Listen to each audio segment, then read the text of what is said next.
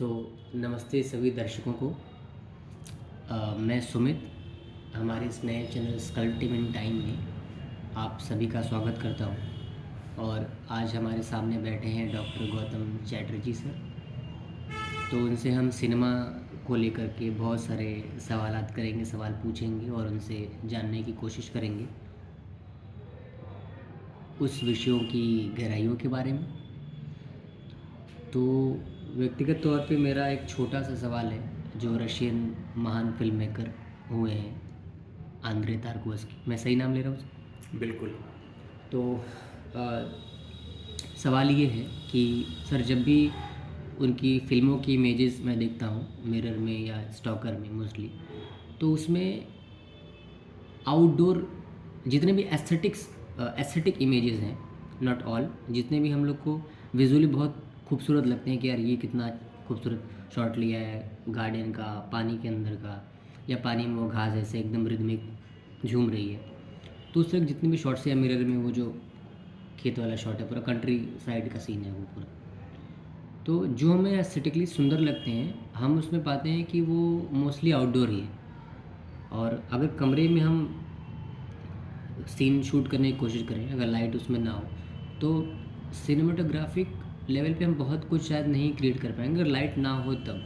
लेकिन आउटडोर है तो हमारे पास बहुत सारी चीज़ें होती हैं सुंदरता क्रिएट करने के लिए, सिनेमाटोग्राफिक लेवल पे अच्छी इमेजेस बनाने के लिए।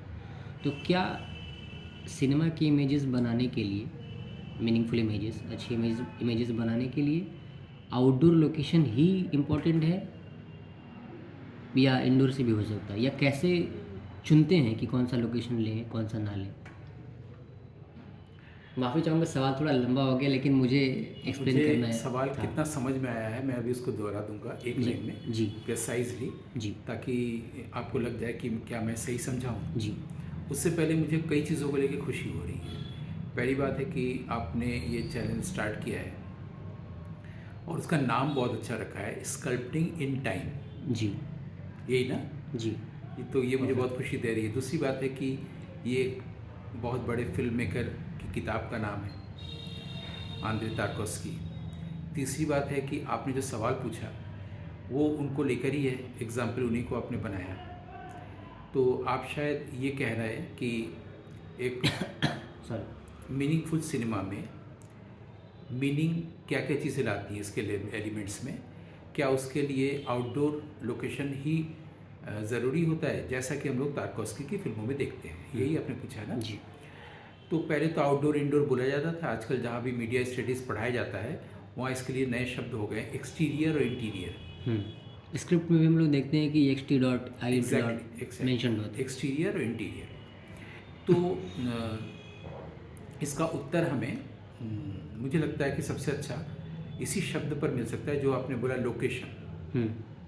तो लोकेशन बोलते ही इंटीरियर की बात नहीं रह जाती है अगर आप देखिएगा तो, क्योंकि लोग लोकेशन के लिए हंट पे जाते हैं तो बाहर का ही होगा, एक्सटीरियर हो गया, है ना? इंडोर के लिए या इंटीरियर के लिए कोई लोकेशन शब्द कम यूज़ करते हैं, बहुत रेयरली, बहुत रेयर। तो लोकेशन जैसी आपने बोला, लोकेशन बोलते हैं माइंड में एक इमेज बना हुआ कि बाहर आउटडोर। का, ठीक, एक्सटीरियर हो हाँ, गया। Interior could be a part of it, लेकिन मोस्टली अब आपने लोकेशन के साथ एक एडजेक्टिव जोड़ा था, मीनिंगफुल, है ना? उसमें मीनिंग आए। तो लोकेशन शब्द अगर हम लोग ना बोलें और सिनेमा का ही लोकेशन के लिए जो टर्म है, टेक्निकल टर्म, वो बोले तो इसका उत्तर भी मिल जाएगा। वो है मेजॉन सीन।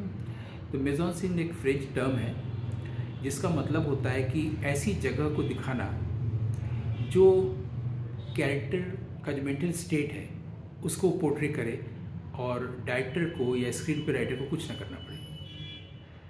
हालांकि ये बात सबसे पहले हमारे यहाँ एक संस्कृत के शब्द से नाट्यशास्त्र में भरत मुनि ने बताया है। लेकिन मेजॉन सीन जब शब्द आया, हालांकि ये शब्द नॉवेल के लिए पहले कॉइन किया गया था, बाद में सिनेमा में इसको ले लिया गया क्योंकि इसके लिए एप्रोप्रिएट शब्द आया। क्योंकि आप कोई बात कहना चाहते हैं तो उसका जो लेवल होता है वो हमेशा एप्रोप्रिएट लैंग्वेज की तलाश करता है। तो जब आपने मीनिंगफुल बोला, इसका मतलब है कि कंटेंट जो है प्रोफाउंड है, एप्रोप्रिएट लैंग्वेज है मेजॉन सीन। मेजॉन सीन क्या करता है कि पूरे कैरेक्टर को इस ढंग से पोर्ट्रे कर देता है कि आपको समझ में आ जाता है कि पूरी थीम की जो बात है, जिसको वो पोर्ट्रेट कर रहा है या कर रही है, वो कितना मीनिंगफुल हो गया है। इसके लिए एग्जाम्पल एक देंगे हम, थोड़ा सा तारकोस्की से हट के। एंटोनियोनी, उन्होंने भी ट्रिलॉजी बनाई है।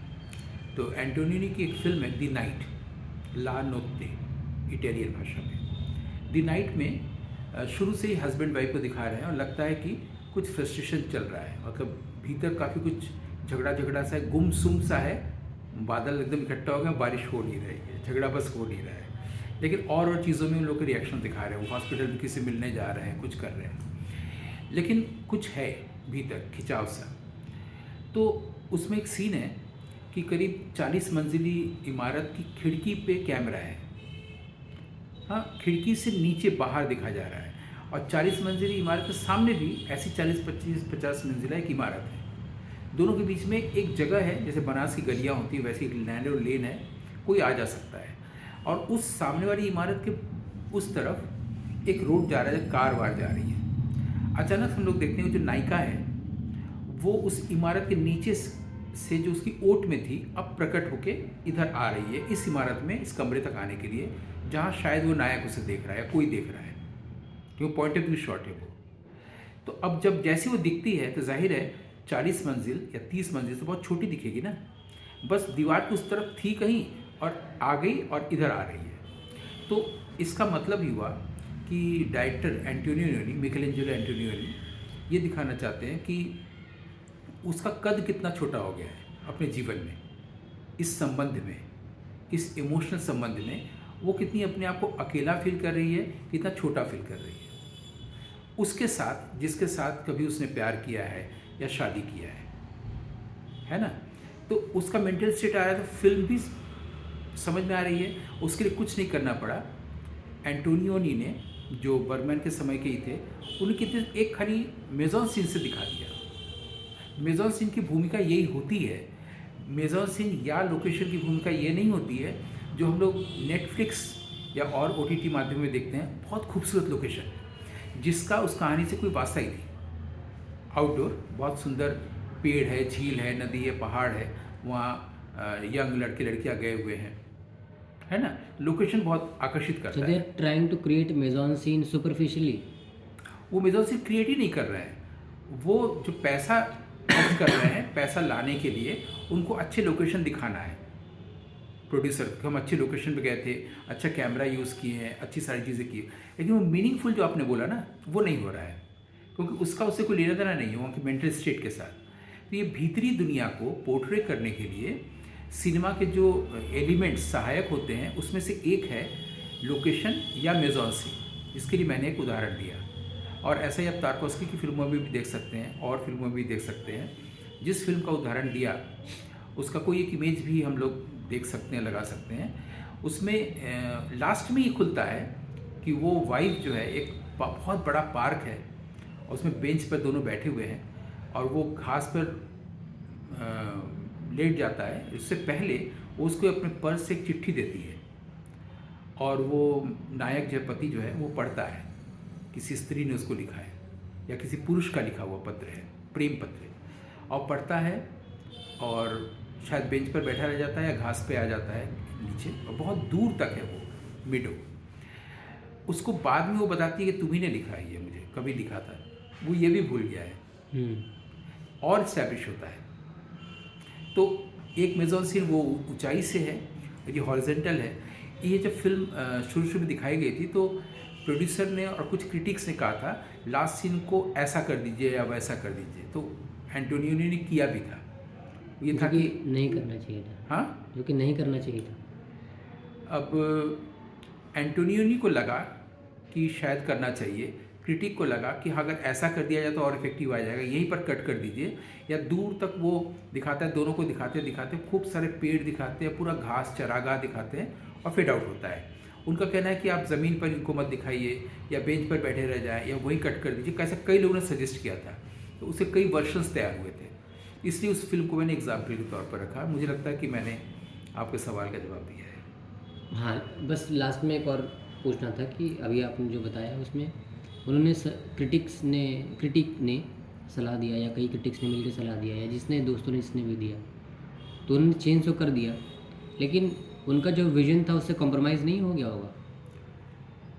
विजन से कॉम्प्रोमाइज़ नहीं, अगर उनको लगता है कि ये ज़्यादा इफ़ेक्टिव है, जो हाँ, बात अगर वो कहना चाह सहमत रहा हूँ, हैं तब तो शायद सहमत हो, क्योंकि मैंने जब उनसे बात की थी कैलकाटा फिल्म फेस्टिवल में, वो व्हील चेयर पर थे और निर्वाक हो गए थे, बोल नहीं पा रहे थे, तो ये वाला सवाल नहीं पूछा था उनसे और दूसरे सवाल पूछे थे, क्योंकि वो उनको लगा होगा कि शायद ऐसा किया जाए, या आगे हम लोग कभी इसी बात को समझने के लिए हम लोग तारकोस्की किसी फिल्म का एग्जाम्पल ले सकते हैं। उसी में एक और सवाल पूछ सकता हूँ? जी जी ज़रूर। जैसे आपने वो 40 मंजिला वाला मेजॉन सीन का उदाहरण दिया, तो आपने बताया कि उसका मीनिंग आपने बताया कि वो रिलेशनशिप में, प्यार के रिश्ते में वो इतनी छोटी हो गई है, खुद को वैसा मान रही है और उन्होंने उसको फिर एक्सटीरियर में ऐसा दिखाया। तो ये जो मीनिंग डिसाइफर हुआ, इसको कैसे करते हैं? ये क्या इसको ये आपको सोचना पड़ेगा, क्योंकि ये थिएटर के अंदर फिल्म में नहीं होता। फिल्म में जो आपके पास आइडिया होता है और जो स्क्रीन प्ले आप लिखते हैं और जो डायलॉग लिखते हैं, उतनी क्रिएटिविटी है, तो उसको वो तो कल्पना करनी पड़ेगी, इमेजिनेशन पे सब तो कुछ है। ये चीज़ एंटोनियोनी ने सोच के ये बनाया, क्योंकि सेम चीज़ तारकोस्की बोलते हैं कि मेरी फिल्मों में या इमेजेस में कोई गहराई या मीनिंग छुपा हुआ नहीं है, लेकिन वो कहाँ से बोल रहे हैं ये भी देखना होगा। छुपा हुआ है, लेकिन वो आधा खुद आ रहे हैं, वो अपनी किताब में जिक्र करते हैं कि आधा मैं आता हूँ और आधा छोड़ देता हूँ।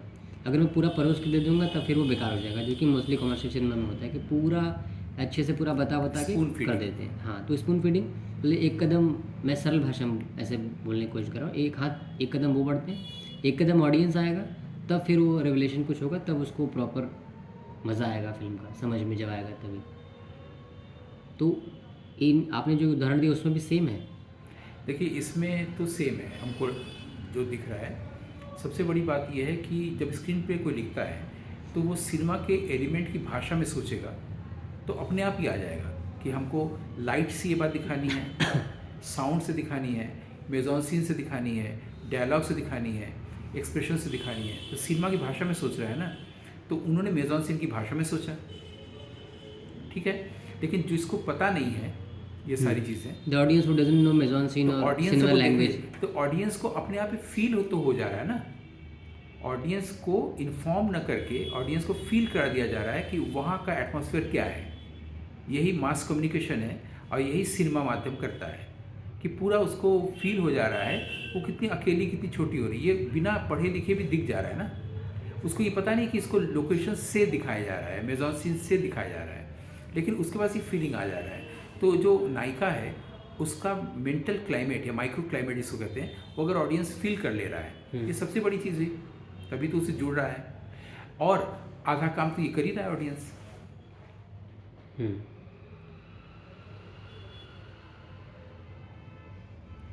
बहुत अच्छा।